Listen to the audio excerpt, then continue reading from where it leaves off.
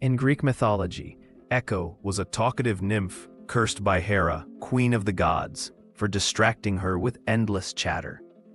Hera's punishment left Echo unable to speak her own words. She could only repeat the last phrases she heard.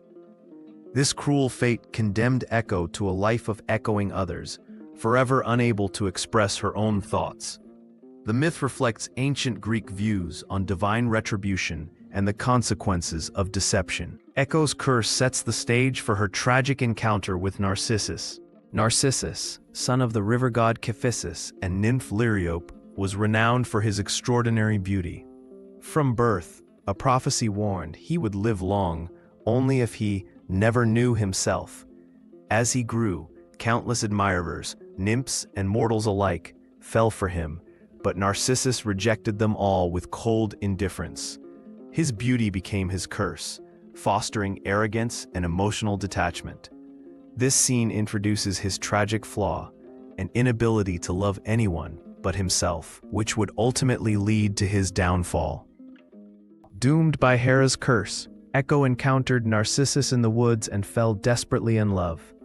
But trapped by her punishment, she could only repeat his words back to him. When Narcissus called, "Who's there?" Echo could only respond, "There." Her attempts to express love through fragmented mimicry confused and frustrated Narcissus. This tragic miscommunication highlights the myth's central theme: the impossibility of connection when one party is self-absorbed and the other cannot speak freely. The goddess Nemesis, embodiment of divine retribution, answered the prayers of those Narcissus had scorned. She lured him to a still forest pool as punishment for his cruelty and vanity. In Greek mythology, Nemesis ensured that no mortal escaped consequences for hubris. This moment marks the turning point where Narcissus' self-absorption transforms from personality flaw to fatal obsession. The myth warns that the gods would not tolerate such extreme arrogance without consequence. At the pool's edge, Narcissus saw his reflection and fell passionately in love, not realizing it was himself. He became transfixed, unable to eat or move. Ancient Greeks saw this as poetic justice. The man who rejected all love became enslaved by an illusion. Psychologically, this scene represents the ultimate consequence of narcissism, when self-obsession prevents recognizing reality.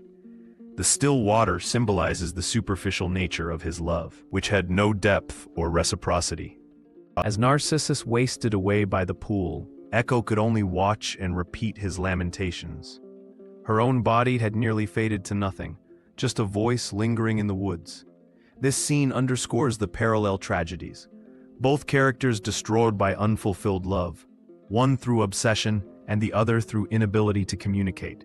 The myth suggests that narcissism harms not just the narcissist, but those who love them, leaving both parties isolated in their suffering. In his final moments, Narcissus realized the cruel truth.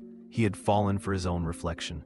Some versions say he died of starvation, others that he drowned reaching for the image.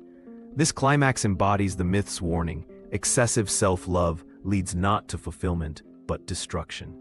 The scene resonates with modern psychology's understanding of narcissism, how an inflated self-image can mask profound emptiness. Even in death, Narcissus's eyes remained fixed on the reflection that deceived him. Where Narcissus died, a flower sprang up, the Narcissus, with its bowed head as if still gazing downward. Echo faded completely, leaving only her voice to repeat sounds forever. The myth concludes with transformation. One becomes a symbol of vanity, the other of unrequited love. These eternal forms ensure their stories warn future generations. The Narcissus flower's toxicity mirrors the danger of self-obsession, while echoes remind us that communication requires more than just repetition.